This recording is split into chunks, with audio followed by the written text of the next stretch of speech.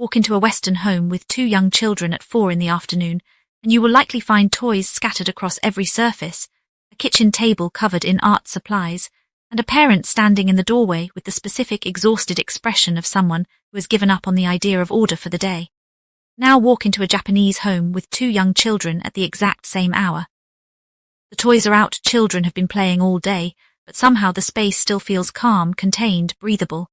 There is no marathon cleaning session happening. There is no parent frantically tidying before guests arrive. The home simply never reached chaos in the first place. What if the cleanest homes do not clean more? What if they simply never let things get messy to begin with? That single shift in thinking, from cleaning as a reaction to order as a built-in design, is the entire secret behind why Japanese homes with children stay calm, while Western homes with children become battlegrounds of clutter. And it starts with something that has nothing to do with how hard you scrub.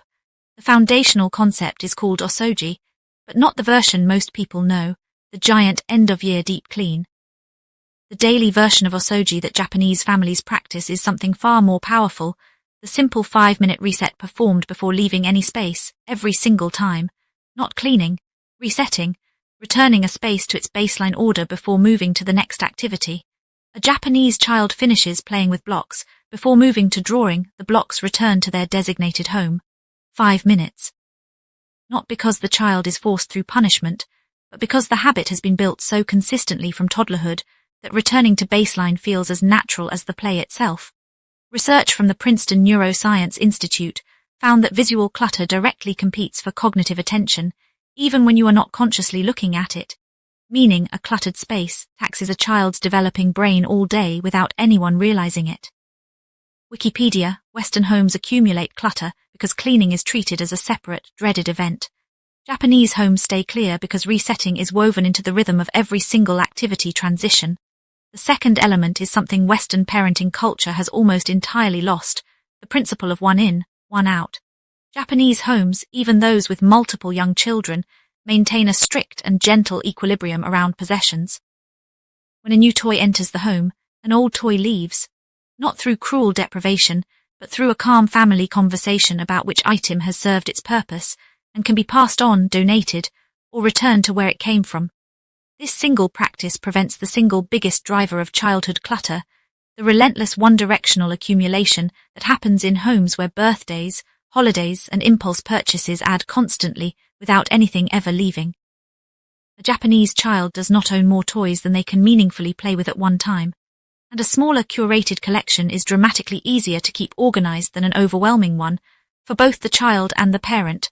The third element is the Japanese commitment to designated homes for everything, a concept that extends the principle of genkan, the entryway threshold, into every room of the house. In a Japanese home, every category of object has one specific place it belongs, and that place is consistent, never changing, and clearly understood by every member of the family, including very young children. Crayons live in this specific box, blocks live in this specific basket, shoes live in this specific spot by the door. This consistency removes the cognitive burden of decision-making from the cleanup process entirely. A child does not need to think about where something goes, their body already knows, the same way their body knows where the bathroom is. Western homes often lack this consistency. Toys end up wherever there is space at the moment, designated homes shift, and cleanup becomes a decision-making exercise every single time rather than an automatic motor pattern. The fourth element is something Japanese parents practice with remarkable consistency, modeling the behavior themselves every single day, without exception. Children in Japanese households see their parents reset spaces constantly throughout the day, not as a special occasion, but as completely unremarkable, automatic behavior woven into the fabric of daily life. Spotless homes are not maintained through marathon cleaning sessions, but through habits practiced consistently throughout the day. So AI, when a parent models resetting a space 15 times a day without comment, complaint or drama, a child absorbs that behavior as simply how life works, the same way they absorb language or table manners. Western parents often clean in visible bursts of frustration, the dramatic before guests arrive scramble, the exhausted end-of-day collapse cleaning session, and children absorb this pattern too. They learn that mess is normal and cleaning is a stressful event, rather than learning that resetting is simply what happens between activities. The fifth and final element ties everything together, the Japanese cultural value of ma applied to physical space.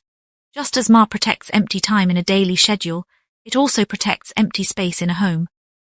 Japanese interior design philosophy deliberately maintains visual breathing room, open floor space, uncluttered surfaces, rooms that are not filled to capacity with furniture and objects. This is not minimalism as an aesthetic trend.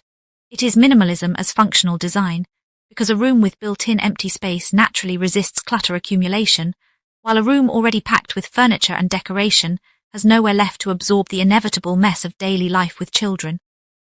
A Western home filled wall-to-wall with furniture, decor and storage has no breathing room left when toys, art projects and daily life add their own layer on top. A Japanese home designed with intentional emptiness has somewhere for that daily life to land without ever reaching visual chaos. So here is what Sodhar wants every exhausted parent to take from this tonight. You do not need to clean more. You need to design better. Teach your child the 5-minute reset between activities, not as punishment but as rhythm. Practice one in, one out with toys, gently and without drama. Give every category of object one consistent home that never changes.